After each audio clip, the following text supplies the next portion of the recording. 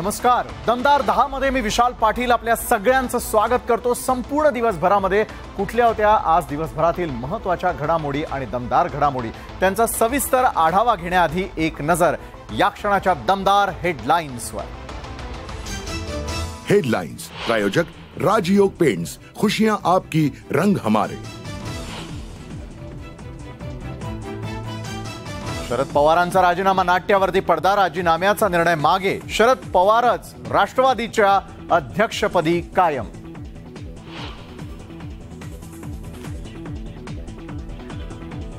शरद पवारांच्या पत्रकार परिषदेच्या वेळी अजित पवार गैरहजर. अजितदादांचा फोनही स्विच ऑफ असल्यानं नाराजीच्या चर्चांना पुन्हा उधाण.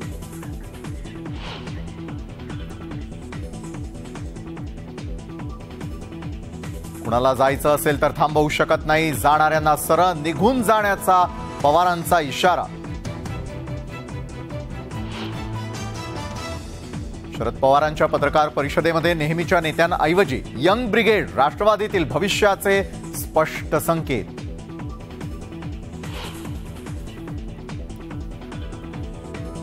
मी पुन्हा येईन म्हटलो की येतोच आणि मी कसा येतो हे तुम्हालाही माहिती आहे. कोल्हापुरात फडणवीसांनी केलेल्या वक्तव्यामुळे राजकीय वर्तुळात पुन्हा चर्चांना उधाण.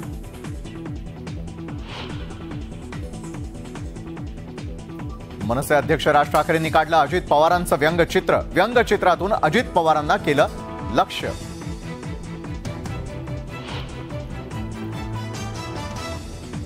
कोकणात उद्या ठाकरे बंधूंचं शक्ती प्रदर्शन. महाडमध्ये उद्धव ठाकरेंची तोफ धडाडणार तर रत्नागिरीत राजगर्जना.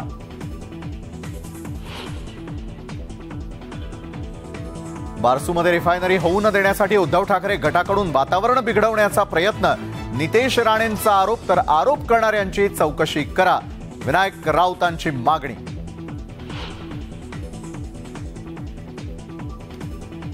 मनमाड उपजिल्हा रुग्णालयामधील केस पेपरवरील जातीचा रकाना हटवा. अजित पवारांची सरकारकडे मागणी. न्यूज 18 लोकमतच्या बातमीची दखल.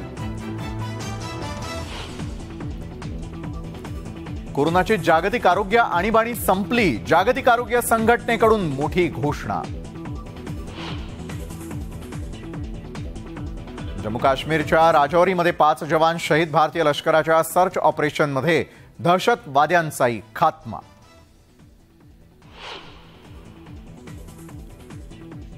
पंतप्रधान मोदींचा काँग्रेसवर हल्ला बोल. द केरळ स्टोरीचा हवाला देत काँग्रेस चित्रपटाला विरोध करून दहशतवादाचं समर्थन करत असल्याचा आरोप.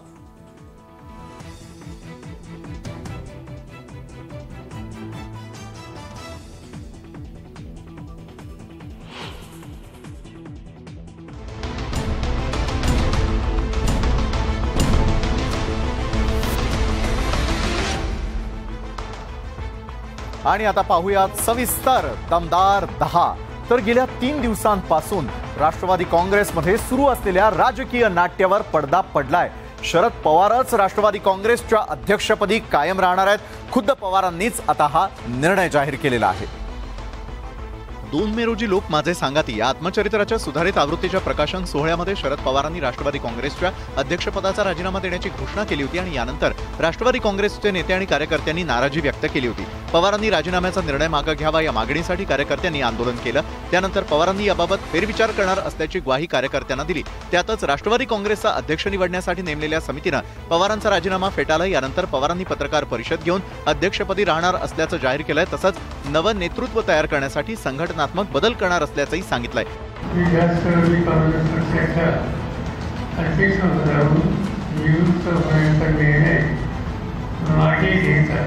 पवारांच्या या घोषणेनंतर राष्ट्रवादी काँग्रेसच्या कार्यकर्त्यांनी एकच जल्लोष केलाय. पेढे वाटत आणि फटाके फोडून आनंदोत्सव साजरा केला. तर शरद पवार यांनी पत्रकार परिषदेमध्ये राजीनाम्याचा निर्णय मागे घेत असल्याचं जाहीर केलं. पवारांच्या या पत्रकार परिषदेकडे साऱ्यांचं लक्ष लागलेलं होतं आणि या पत्रकार परिषदेच्या फ्रेमनं मात्र साऱ्यांचं लक्षही वेधलं असून आता त्याची चर्चा सुरू झालेली आहे. शरद पवारांची पत्रकार परिषद म्हटल्यावरती त्या ठिकाणी प्रदेशाध्यक्ष जयंत पाटील, अजित पवार, छगन भुजबळ, सुनील तटकरे, दिलीप वळसे पाटील, इतर ज्येष्ठ नेत्यांची हमखास उपस्थिती असते. मात्र पवारांच्या शुक्रवारी संध्याकाळी घेतलेल्या पत्रकार परिषदेमुळे नवी चर्चा सुरू झाली आहे. पत्रकार परिषदेत पवार बोलत असताना त्यांच्या पत्रकार परिषदेमध्ये नेहमीचे 1-2 नेते वगळता इतर नेते दिसले नाहीत. यावेळी पवार संवाद साधत असताना त्यांच्या मागे दुसऱ्या फळीतील तरुण नेते होते। यात आमदार रोहित पवार, आमदार संग्राम जगताप, राष्ट्रवादी विद्यार्थी काँग्रेसची राष्ट्रीय अध्यक्षा सोनिया दुहन, राष्ट्रवादी युवक काँग्रेसचे अध्यक्ष धीरज शर्मा, राष्ट्रवादी युवती काँग्रेसची प्रदेशाध्यक्षा सक्षणा सलगर यांच्यासह तरुण नेते होते।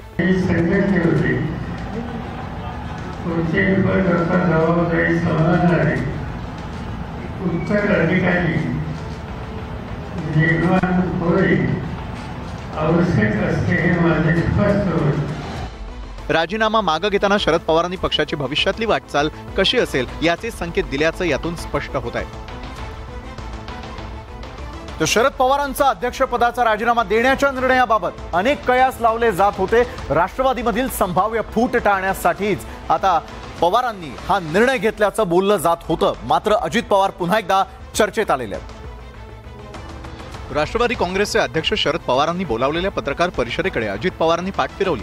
शरद पवारांच्या अत्यंत महत्त्वाच्या अशा पत्रकार परिषदेला अजित पवारांच्या गैरहजेरीमुळे राजकीय वर्तुळात चर्चांना उधाण आलं। शरद पवारांनी राजीनामा देण्याचा निर्णय घेतल्यानंतर अजित पवारांनी त्याचं समर्थन केलेलं होतं। त्यामुळे शरद पवारांनी राजीनाम्याचा निर्णय मागे घेण्यासंदर्भातील पत्रकार परिषदेला अजित पवारांच्या दांडीमुळे पुन्हा एकदा चर्चा सुरू झाल्या। मात्र अजित पवारांच्या गैरहजेरीवरती खुद्द पवारांनीच स्पष्टीकरण दिलं। अशा प्रकारचा श्रेयस करण्याची अजिबात आवश्यकता नाही। गेल्या काही दिवसांपासून अजित पवार भाजपसोबत जाणार असल्याच्या चर्चेत ते दिल्लीला गेल्याची ही चर्चा होती। मात्र शरद पवारांनी हे वृत्त फेटाळलंय। हे जे स्टेटमेंट दिलं गेलं अजित पवारने आपल्या JRP 707 आपल्या निर्णयाची अजित पवारांनी कल्पना दिलेली होती असंही शरद पवारांनी स्पष्ट केलंय। त्यामुळे आता अजित पवार त्यांच्या भूमिकेकडे साऱ्यांचं लक्ष लागून आहे। तर राष्ट्रवादी काँग्रेसच्या अध्यक्षपदी कायम राहण्याच्या पवारांच्या निर्णयामुळे महाविकास आघाडीला दिलासा मिळालेला आहे। पवारांनी पक्षाध्यक्ष पद सोडल्यास महाविकास आघाडीची वज्रमूठ सैल होण्याची भीती वर्तवली जात होती। मात्र आता पवार एनसीपीच्या अध्यक्षतेखाली पवार कायम राहिल्यामुळे महाविकास आघाडीला बळ मिळालंय। शरद पवारांच्या राजीनाम्यामुळे राष्ट्रवादी काँग्रेस सोबतच महाविकास आघाडीला हादरा बसला होता। कारण पवारांच्या पुढाकारातूनच राज्यात महाविकास आघाडीचा जन्म झाला। शिवसेनेला सोबत घेऊन पवारांनी महाविकास आघाडीची मूठ बांधली होती। मात्र पवारांनी पक्षाध्यक्ष पदावरून पाय उतार होण्याची घोषणा केल्यामुळे महाविकास आघाडीच्या भवितव्यावरती प्रश्नचिन्ह निर्माण झालं होतं। पवारांनी पक्षाध्यक्ष पद सोडल्यास महाविकास आघाडीची वज्रमूठ सैल होण्याची भीती वर्तवली जात होती। मात्र पवार एनसीपीच्या अध्यक्षतेखाली पवार कायम राहिल्यामुळे महाविकास आघाडीला बळ मिळालंय।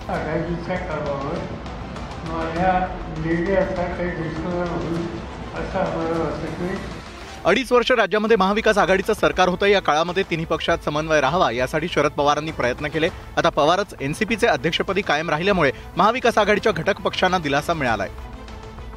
शरद पवारांनी अध्यक्षपदावरून निवृत्तीचा निर्णय मागे घेतल्यानंतर एनसीपीच्या कार्यकर्त्यांनी एकच जल्लोष केला। एनसीपीच्या कार्यकर्त्यांनी फटाके फोडत आपला आनंद साजरा केलाय।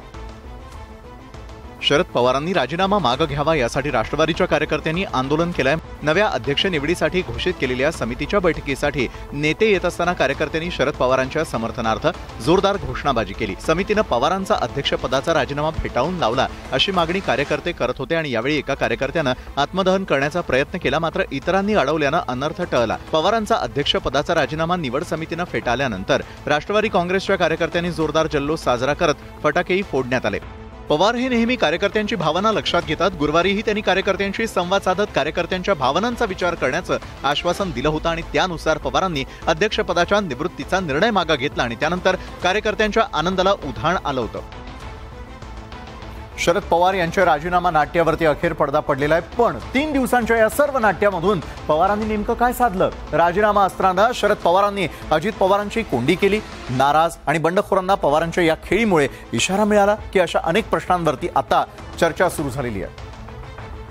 अध्यक्षपदाचा राजीनामा मागे घेण्याची शरद पवारांची ही घोषणा राष्ट्रवादी पक्षात त्यांचा शब्द अंतिम राहणार हे स्पष्ट करणारी आहे। 2 मे रोजी पवारांनी राजकीय निवृत्तीची घोषणा करत एकच खळबळ माजवली होती। मागील 3 दिवस राज्यभरात पवारांच्या निर्णयाविरोधात राष्ट्रवादीची आंदोलनं झाली। पण पवारांनी राजीनाम्याची केलेली ही खेळी त्यांची रणनीती असल्याचं तज्ज्ञ सांगतात।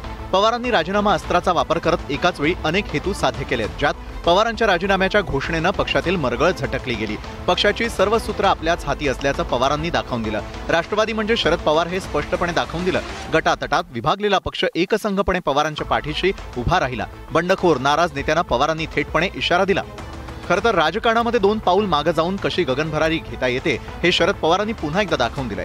पवारांच्या या खेळीनं पुन्हा एकदा त्यांना महाराष्ट्राच्या आणि देशाच्या राजकारणात का महत्त्वाचं स्थान दिलं जातं हे पुन्हा एकदा सिद्ध केलंय।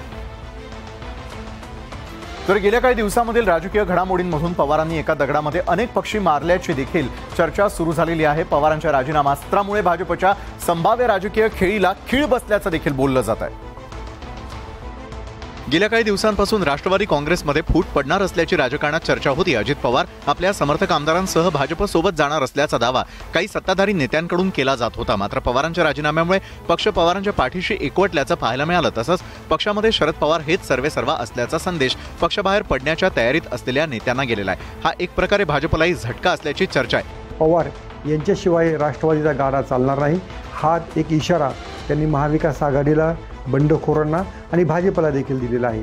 एकीकडे पवारांच्या राजीनाम्यामुळे भाजपची संभाव्य राजकीय खेळी विस्कटली आहे, तर दुसरीकडे शिंदेंच्या नेतृत्वातील शिवसेनेचा जीव भांड्यात पडलाय। त्याला कारणही तसंच आहे। अजित पवारांची युतीमध्ये एंट्री झाल्यास शिंदेंच्या शिवसेनेचा भाजपच्या लेखी राजकीय महत्त्व कमी होणार आहे, तसंच शिंदेंची राजकीय बार्गेनिंग पॉवरही कमी होणार आहे। त्यामुळे पवारांच्या राजीनामास्त्रामुळे राज्यातील संभाव्य राजकीय घडामोडीला ब्रेक लागल्याची चर्चा आहे। मनसे अध्यक्ष राज ठाकरे हे व्यंगचित्रकार म्हणून प्रसिद्ध आहेत। जागतिक व्यंगचित्र दिनाच्या निमित्तानं त्यांनी आपल्या कुंचल्यातून सध्याच्या राजकीय परिस्थितीवरती व्यंगचित्र साकारलं। गेल्या काही दिवसांपासून अजित पवार हे राज्याच्या राजकारणात चर्चेचा विषय झालेला आहे। अजित पवार धक्कादायक निर्णय घेणार अशी चर्चा आहे। त्यातच त्यांच्या समर्थकांनी अजित पवार मुख्यमंत्री होणार असा प्रचार सुरू केलाय। अशा या चर्चेतल्या नेत्यावरती राज ठाकरे बोलणार नाही असं होणार नाही। पुण्यातल्या आंतरराष्ट्रीय व्यंगचित्र महोत्सवात राज ठाकरेंनी त्यांच्या मनात काय आहे ते कॅनव्हासवरती चितारलं। त्यांच्या मनात सध्या अजित पवार हाच विषय असल्याचं स्पष्ट झालंय। त्या व्यंगचित्रांना मला वेळ मिळत नाही काढायला, पण बऱ्याचदा ती व्यंगचित्र माझ्या भाषणात बाहेर पडतात, त्याच्यामुळे ती तुमच्यापर्यंत पोहोचतात। काही दिवसांपूर्वी झालेल्या एका मुलाखतीतही त्यांनी अजित पवारांवर खूप काही बोलायचं असल्याचं सांगितलंय। राज ठाकरे बोलणार, त्याला अजित पवार उत्तर देणार नाही असं होणार नाही। त्यामुळे पुढच्या आठवड्यामध्ये राज ठाकरे विरुद्ध अजित पवार असा आरोप प्रत्यारोपांचा सामना रंगणार हे निश्चित। राज्यामध्ये मुख्यमंत्री बदलाचे वारे वाहतात। सत्ता संघर्षाचा निकाल पुढील 10 दिवसांमध्ये लागणार असल्याची चर्चा आहे। राष्ट्रवादीतही बऱ्याच घडामोडी घडतायत आणि याच पार्श्वभूमीवर उपमुख्यमंत्री देवेंद्र फडणवीस यांनी देखील आता एक मोठं वक्तव्य केलंय। बेळगाव दौरा करून कोल्हापूर जिल्ह्यातील चंदगडमध्ये पोहोचल्यानंतर उपमुख्यमंत्री देवेंद्र फडणवीस यांनी मी पुन्हा येईन असा नारा दिलाय। चंदगड विधानसभा मतदारसंघाचे भाजप नेते शिवाजीराव पाटील यांच्या आग्रहाखातर भगवान श्री नृसिंह जयंतीचं औचित्य साधून फडणवीसांनी निट्टर गावामध्ये नृसिंह मंदिराला भेट दिली। यावेळी त्यांनी उपस्थित कार्यकर्त्यांना मार्गदर्शन केलं। यावेळी फडणवीसांनी सूचक वक्तव्य केलंय। 2019च्या विधानसभा निवडणुकीच्या प्रचारादरम्यान फडणवीस यांनी मी पुन्हा येईन अशी घोषणा केली होती। त्यावेळी ही घोषणा चर्चेचा विषय ठरली होती। आता पुन्हा एकदा फडणवीसांनी पुन्हा येईनचा नारा दिल्यानं राजकीय भुवया उंचावल्या आहेत। बारसू प्रकल्पाविरोधात स्थानिकांनी काही दिवसांपूर्वी जोरदार आंदोलन केलेलं होतं आणि या आंदोलनानंतर बारसू प्रकल्पग्रस्तांना भेट देण्यासाठी उद्धव ठाकरे शनिवारी बारसूमध्ये जाणार आहेत। तर महायुतीनं याच वेळी मोर्चाचं आयोजन केलेलं आहे। त्यामुळे बारसू रिफायनरीवरून उद्धव ठाकरेंचा पक्ष आणि महायुती आमने सामने येण्याची शक्यता आहे। उद्धव ठाकरेंच्या बारसू दौऱ्यावरून राजकारण तापलंय। बारसूतील आंदोलकांना भेटण्यासोबत रानतळे इथे उद्धव ठाकरेंच्या गटानं सभेचं नियोजन केलं होतं, मात्र उद्धव ठाकरेंना सभा घेण्याची परवानगी पोलिसांनी नाकारली आहे। उद्धव ठाकरेंना केवळ बारसू प्रकल्पग्रस्तांची भेट घेण्याची परवानगी देण्यात आली आहे। तर याच वेळी प्रकल्पाच्या समर्थनार्थ निघणाऱ्या भाजप आणि शिवसेना महायुतीच्या मोर्चाला देखील परवानगी नाकारण्यात आली आहे। कायदा आणि सुव्यवस्थेचा प्रश्न निर्माण होण्याची शक्यता असल्यानं या मोर्चाला परवानगी नाकारण्यात आली आहे। जिल्हा प्रशासनाने आम्हाला जेवढी लवकर आम्हाला परवानगी देतील तेवढा आम्हाला तयारी करण्यासाठी सोपं जाईल। त्यांनी अशा पद्धतीचं नौटंकी करण्याचं सोडून द्यावं आणि थेट ग्रामस्थांशी संवाद साधण्याची हिंमत असेल तर संवाद साधून दाखवा। बारसूतील स्थानिकांची प्रकल्पाबाबत जी भावना असेल त्यासोबत असल्याचं उद्धव ठाकरेंनी जाहीर केलं। तर बारसूची जागा मुख्यमंत्री असताना उद्धव ठाकरेंनी सुचवल्याचं सत्ताधाऱ्यांचं म्हणणं आहे। या सर्वाच्या पार्श्वभूमीवर शनिवारी उद्धव ठाकरेंचा बारसू दौऱ्यावरती बारसूचं रण पेटण्याची शक्यता आहे। तर बारसू रिफायनरीच्या मुद्द्यावरून सध्या राजकारण तापलेलं आहे। उद्धव ठाकरे शनिवारी बारसू दौऱ्यावरती जाणार आहेत आणि याच पार्श्वभूमीवर बारसूमध्ये षडयंत्र रचलं जात असल्याचा आरोप देखील होतोय। उद्धव ठाकरे गटाकडून बारसूतलं वातावरण बिघडवण्याचा प्रयत्न सुरू असल्याचा आरोप भाजपकडून करण्यात आलाय। उद्धव ठाकरे शनिवारी बारसूत येणार आहेत, त्या दिवशी मोठं काहीतरी घडवण्याचं षडयंत्र होत असल्याचा दावा माजी खासदार निलेश राणेंनी केलाय। जिलेटिनच्या कांड्या गोळा केल्या जात असल्याचा दावाही निलेश राणे यांनी केलाय। मटेरियल सप्लाय करण्याचं काम सातत्याने मागच्या काही दिवसांपासून करताय। त्याच्यातलं एक मटेरियल माझ्या कानावर आलं ते म्हणजे जिलेटिन स्टिक्स। निलेश राणेंनाच आतमध्ये घ्या आणि त्यांनी केलेल्या वक्तव्याची शहानिशा करा असं मी पोलीस अधीक्षकांना केलं. मी पत्र सुद्धा पाठवलेलं आहे रत्नागिरीच्या पोलीस अधीक्षकांना. उद्धव ठाकरे यांच्या दौऱ्याच्या दिवशी बारसू रिफायनरीच्या समर्थनार्थ मोर्चा काढण्यात येणार आहे. या मोर्चाला केंद्रीय मंत्री नारायण राणेंसह 25,000 रिफायनरी समर्थक बारसूमध्ये दाखल होतील. याच पार्श्वभूमीवर राजकीय संघर्षाची शक्यता आहे. त्यामुळे जिलेटिनच्या कांड्यांच्या माध्यमातून घातपाताचा कट रचला जातोय का याचा तपास करणं गरजेचं आहे. गेल्या 3.5 वर्षांपासून कोरोनानं जगामध्ये अक्षरशः धुमाकूळ माजवलेला होता. कोरोनानं अनेकांना आपला जीव गमवावा लागला आणि आता मात्र कोरोना संदर्भामध्ये जागतिक आरोग्य संघटनेनं दिलासादायक बातमी दिली आहे. कोरोना आता जागतिक महामारी असणार नाही. जागतिक आरोग्य संघटनेनं याबाबत घोषणा केली आहे. कोरोना संदर्भातील जागतिक आरोग्य आणीबाणी हटवण्याचा निर्णय जागतिक आरोग्य संघटनेनं घेतलाय. जागतिक आरोग्य संघटनेच्या याबाबतच्या आपत्कालीन परिस्थितीबाबतच्या बैठकीत निर्णय घेण्यात आला. 30 जानेवारी 2020 रोजी कोविडला जागतिक आरोग्य आणीबाणी घोषित करण्यात आली होती. तेव्हा चीनमध्ये 100 पेक्षा कमी कोरोना रुग्ण आढळले होते. त्यावेळी एकही मृत्यू झाला नव्हता. मात्र 3 वर्षांनंतर हा आकडा वाढून 70 लाखांपर्यंत पोहोचला. सुमारे 20 लाख लोकांना आपला जीव गमवावा लागला असल्याचं जागतिक आरोग्य संघटनेनं म्हटलं. मात्र गेल्या वर्षभरात कोविडच्या प्रकरणांमध्ये झालेली घट लक्षात घेऊन जागतिक आरोग्य आणीबाणीतून कोरोना काढून टाकण्याचा निर्णय घेण्यात आलाय. जागतिक आरोग्य आणीबाणी मागे घेतली असली तरी देखील कोरोना अजूनही जागतिक आरोग्यासाठी धोका असल्याचं WHO स्पष्ट केलंय. जम्मू काश्मीरमध्ये अतिरेक्यांसोबत झालेल्या चकमकीमध्ये 5 जवान शहीद झाले. अतिरेक्यांची शोध मोहीम सुरू असताना याच दरम्यान ही चकमक झालेली आणि यावेळी ही घटना घडली. अतिरेक्यांच्या कारवायांना कायमस्वरूपी लगाम लावण्याची भावना या निमित्तानं व्यक्त केली जाते. जम्मू काश्मीरमध्ये दहशतवादी कारवायांना लगाम लागताना दिसत नाहीये. काही दिवसांपूर्वी जम्मू काश्मीरमध्ये दहशतवाद्यांनी सैन्याच्या एका वाहनावर ग्रेनेड हल्ला केलेला होता. त्यात 5 जवान शहीद झाले होते. ही घटना ताजी असताना जम्मू काश्मीरच्या राजौरीमध्ये कांदी भागात भारतीय सैन्याचे जवान आणि अतिरेक्यांमध्ये चकमक झाली. अतिरेक्यांची शोध मोहीम सुरू असताना अतिरेक्यांनी केलेल्या गोळीबारात 5 जवान शहीद झाले. या घटनेमुळे खळबळ उडालेली असून भारतीय सैन्याचे वरिष्ठ अधिकारी घटनास्थळी दाखल झाले आहेत. 5 जवान शहीद झाल्यामुळे देशभरात हळहळ व्यक्त केली जाते. अतिरेक्यांकडून सातत्यानं केल्या जाणाऱ्या कारवायांना कायमस्वरूपी लगाम लागायला हवा अशी भावना व्यक्त केली जाते. मीरा रोडमध्ये रिक्षाच्या भरधाव वेगाचा कहर पाहायला मिळालेला आहे. भरधाव वेगातील रिक्षा चालकानं पादचाऱ्यांना धडक दिली. भरधाव वेगाचा हा कहर तिथल्या CCTV कॅमेऱ्यामध्ये कैद झालाय. मीरा रोडमध्ये नयानगर परिसरातील भरधाव रिक्षाचा हा कहर. या परिसरात पादचारी रस्त्यावरून चालत असतानाच अचानकपणे मागून येत असलेल्या रिक्षानं या पादचाऱ्यांना धडक दिली. त्याचवेळी समोरून येणाऱ्या बाईक स्वारालाही धडक दिली आहे. भरधाव रिक्षा अनियंत्रित झाल्यानं हा अपघात घडलाय. ही धडक दिल्यानंतर या रिक्षा चालकानं रिक्षा सावरली आणि पळून जाण्याचा प्रयत्न केला. मात्र स्थानिकांनी त्याला पकडून पोलिसांच्या ताब्यात दिलं. या घटनेमुळे काही रिक्षा चालकांकडून वेगाच्या नियमांचं कसं उल्लंघन होतंय हे देखील आता समोर आलंय. वेगाचं उल्लंघन करणाऱ्या अशा रिक्षा चालकांवर कडक कारवाईची मागणी केली जाते. सध्या कडक उन्हाळा आहे आणि अंगाची काहिली होतीये आणि याच वेळी स्विमिंग पूलमध्ये अनेक जण जातात. मात्र स्विमिंग पूल जातात तर तिथे सावधान, कारण विरारमध्ये स्विमिंग पूलमध्येच धक्कादायक घटना घडलेली आहे. सध्या उन्हाळा असल्यानं अनेक जण स्विमिंग पूलमध्ये पिकनिकसाठी जाण्याचा प्लॅन करत असतात. असाच विरारच्या क्षितिज रिसॉर्टमध्ये नालासोपाऱ्यात राहणाऱ्या हलका कलप्पा पवार हा 18 वर्षीय तरुण पिकनिकसाठी आलेला होता. इतर मुलांसोबत तोही या स्विमिंग पूलमध्ये पोहत होता आणि मात्र याच दरम्यान त्यानं पुलात कोलांटुडी मारली. त्यानंतर तो बाहेरच आला नाही. स्विमिंग पूलातच त्याचा दुर्दैवी मृत्यू झालाय. स्विमिंग पूलमधील ही घटना CCTV कॅमेऱ्यामध्ये कैद झाली आहे. या घटनेमुळे स्विमिंग पूलमध्ये पोहण्यासाठी गेल्यानंतर आपल्या मुलांकडे लक्ष देण्याची गरज असल्याची बाब अधोरेखित झाली आहे.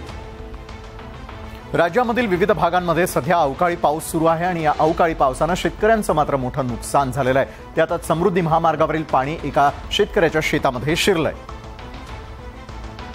समृद्धी महामार्गावरती साचलेलं पाणी शेतकऱ्यांच्या शेतात शिरलंय. त्यामुळे या शेतकऱ्यांचे 500 क्विंटलहून अधिक कांद्याचं नुकसान झालंय. छत्रपती संभाजीनगरमधील वैजापूर तालुक्यामधील जांभरगाव शिवारात ही घटना घडली. त्यामुळे संतप्त शेतकऱ्यांनी समृद्धी महामार्गावरच ट्रॅक्टर आडवा लावून आपला रोष व्यक्त केलाय.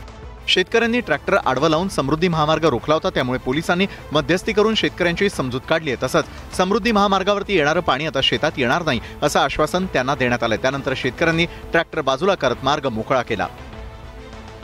एक म्हण आहे की जाता जात नाही ती जात. आता तर जात पोहोचली आहे थेट शासकीय रुग्णालयात. मनमाडच्या रुग्णालयामध्ये केस पेपरवरती जातीचा रकाना आहे आणि याबाबतचं वृत्त न्यूज 18 लोकमतनं प्रसारित केलं होतं.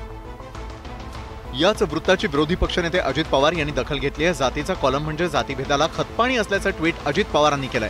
शासकीय किंवा खासगी रुग्णालयामध्ये उपचारासाठी येणाऱ्या कोणत्याही रुग्णाला त्याची जात विचारली जाऊ नये। मनमाड उपजिल्हा रुग्णालयासह राज्यात अन्यत्र कुठेही असे प्रकार सुरू असतील तर ते तत्काळ थांबावेत, ताबडतोब निर्देश द्यावेत, अशी मागणी अजित पवारांनी मुख्यमंत्री शिंदेंकडे केली आहे। यापूर्वी शेतकऱ्यांना खत विकतानाही व्यापाऱ्यांकडून शेतकऱ्यांची जात विचारली जात होती। आता सरकारी रुग्णालयातही उपचारांआधी जात विचारली जात असल्याचं समोर आलंय। त्यामुळे सरकार यावर काय निर्णय घेणार याकडे लक्ष लागलंय। रत्नागिरीच्या खेड तालुक्यामधील लोटे MIDC मध्ये आग डोम पाहायला मिळालेला होता। इथल्या एका केमिकल कंपनीमध्ये लागलेल्या आगीत लाखोंचं नुकसान झालेलं आहे। 5 ते 6 जणांना रासायनिक वायूमुळे त्रासही झालाय। रत्नागिरी जिल्ह्यामधल्या खेड तालुक्यातील लोटे MIDC मधील अरोमा इंटरमिजिएट्स या कंपनीमध्ये नायट्रिक ऍसिड गॅस लिकेज होऊन मोठी आग लागली। ही आग इतकी मोठी होती की 2 किलोमीटर लांबून या आगीच्या धुराचे लोट दिसत होते। या आगीमध्ये सुदैवानं कुणीही कामगार जखमी झाला नाही, मात्र गुणदे तलारीवाडी इथल्या 5 ते 6 ग्रामस्थांना रासायनिक वायूचा त्रास झालाय। कंपनीचं लाखो रुपयांचं नुकसान झालेलं असून MIDCच्या अग्निशामक दलाच्या जवानांनी ही आग आटोक्यात आणलेली असून गॅस लिकेजमुळे झालेल्या या दुर्घटनेमुळे MIDC परिसरात भीतीचं वातावरण पसरलं होतं। मध्य प्रदेशच्या मुरैनामध्ये जमिनीच्या वादामधून 2 गटामध्ये रक्तरंजित संघर्ष पाहायला मिळाला, तर या संघर्षामध्ये झालेल्या गोळीबारामध्ये 6 जणांचा मृत्यू झालाय। या घटनेनंतर या गावामध्ये तणावाचं वातावरण असून पोलीस देखील तैनात करण्यात आलेले आहेत। मध्य प्रदेशच्या मुरैना लेपा गावामध्ये गोळीबाराची ही घटना घडली आहे। या गावामध्ये जमिनीच्या वादात 2 गटात वाद झाला। या जमिनीच्या वादामध्ये रक्तरंजित संघर्ष झालाय। यात एकाच कुटुंबातील 6 जणांची गोळी झाडून हत्या करण्यात आली आहे। यात 3 महिला आणि 3 पुरुषांचा समावेश आहे। या गोळीबारामध्ये जखमी झालेल्या 3 जणांची प्रकृती गंभीर आहे। गेल्या 9 वर्षांपासून या 2 गटांमध्ये जमिनीवरून वाद सुरू होता। त्यावेळी 2 जणांची हत्या करण्यात आलेली होती। या घटनेनंतर या गावात तणावाचं वातावरण असून पोलीस बंदोबस्त तैनात करण्यात आलाय। दिल्ली ऑलिम्पिक असोसिएशनच्या वतीनं आयोजित करण्यात आलेल्या राष्ट्रीय लाठीकाठी स्पर्धेमध्ये रत्नागिरीतल्या 2 खेळाडूंनी दैदिप्यमान अशी कामगिरी केलेली आहे। या दोघांनी सुवर्ण पदक पटकावलं। या कामगिरीमुळे रत्नागिरीमधील चाकाळे गावाचं नाव मात्र देश पातळीवरती आता उंचावलंय। दिल्ली ऑलिम्पिक असोसिएशनच्या वतीनं दिल्लीमधल्या तालकटोरा स्टेडियमवरती राष्ट्रीय लाठी स्पर्धा आयोजित करण्यात आली। या स्पर्धेमध्ये 21 राज्यातील 1480 स्पर्धकांनी सहभाग घेतला। या स्पर्धेत रत्नागिरीच्या चाकाळे गावातील वैष्णव शिंदे आणि मंथन शिंदे यांनी सुवर्ण पदक पटकावलंय। एकम आणि द्वै लाठीकाठी प्रकारामध्ये या दोघांनीही हे पदक पटकावलंय। बक्षीस वितरणावेळी दिल्लीचं तालकटोरा स्टेडियम शिवगर्जनेनं दणाणून गेलं। भारतीय क्रिकेट संघाचा विकेटकीपर ऋषभ पंत अपघातानंतर सावरतोय। बेंगळुरूमधल्या NCAतल्या ऋषभचा व्हिडिओ समोर आलेला आहे। ऋषभ पंत लवकरात लवकर बरा व्हावा आणि लवकर त्याचं भारतीय क्रिकेट संघामध्ये आगमन व्हावं अशीच अपेक्षा क्रिकेट प्रेमी देखील व्यक्त करतायत। भारतीय क्रिकेट संघाचा विकेटकीपर असलेला ऋषभ पंतचा समोर आलेला हा व्हिडिओ बेंगळुरूच्या राष्ट्रीय क्रिकेट अकादमीमध्ये ऋषभ पंत टेबल टेनिस खेळताना दिसून आलाय। काही महिन्यांपूर्वी दिल्लीमध्ये झालेल्या कार अपघातामध्ये ऋषभ पंत जखमी झाला होता। त्यानंतर त्याच्यावर शस्त्रक्रियाही करण्यात आली। या अपघातातून ऋषभ पंत सावरत असून काही दिवसांपूर्वी कुबड्यांच्या साह्यानं चालत असतानाचा व्हिडिओही समोर आलेला होता। आता ऋषभ पंत टेबल टेनिस खेळत असतानाच्या व्हिडिओमुळे कोणत्याही आधाराशिवाय ऋषभ चालत असल्याचं समोर आलंय। ऋषभ पंत लवकरात लवकर बरा व्हावा आणि लवकरच त्याचं भारतीय क्रिकेट संघामध्ये आगमन व्हावं अशीच अपेक्षा क्रिकेट प्रेमीही व्यक्त करतात। सोन्याच्या दरापाठोपाठ आता चांदीच्या दरातही वाढ झालेली आहे। सोन्याचे दर 63,000च्या घरामध्ये पोहोचलेले असतानाच चांदीच्या दरातही 1,000 रुपयांची वाढ झालेली आहे। 1 किलो चांदीचा दर हा आता 78,000वरती जाऊन पोहोचलाय। सोन्याचे दर दिवसाला नवनवीन उच्चांक गाठतात। गेल्या 24 तासात सोन्याच्या दरामध्ये 1200 रुपयांनी वाढ होऊन सोन्याचा दर 63,000 रुपयांवरती जाऊन पोहोचलाय। सोनं भाव खात असताना चांदीचा दरही वाढतोय। चांदीच्या भावामध्ये मागील 24 तासात तब्बल 1,000 रुपयांनी वाढ झाली आहे। 1 किलोचा दर आज 78,000 रुपये इतका आहे। अमेरिकन फेडरल बँकेच्या धोरणामध्ये होत असलेल्या बदलाचा परिणाम सोनं चांदीच्या गुंतवणुकीकडे दिसून येत असून गुंतवणूकदारांची पावलं सोनं आणि चांदीतील गुंतवणुकीकडे वळलेली आहेत। गोल्डमध्ये जागतिक स्तरावरती जास्त खरेदी होते, इन्व्हेस्टमेंट वाढते गोल्डमध्ये, त्यामुळे आज एवढे भाव झालेले आहे। लग्नसराई असताना सोनं आणि चांदीच्या खरेदीकडे ग्राहकांचा ओढा असतो, मात्र दररोज वाढत असलेल्या सोनं आणि चांदीच्या दरामुळे ग्राहकांच्या बजेटला मात्र फटका बसतोय। तर या होत्या संपूर्ण दिवसभरामध्ये आतापर्यंत घडलेल्या अतिशय महत्त्वाच्या घडामोडी आणि दमदार घडामोडी ज्यांचा सविस्तर आढावा आपण आपल्या आजच्या दमदार 10च्या माध्यमातून घेतला। तर आजच्या दमदार 10मध्ये वेळ झालेली आहे। तुम्हा सगळ्यांचा निरोप घेण्याची ताज्या घडामोडींसाठी पाहायला विसरू नका न्यूज 18 लोकमत।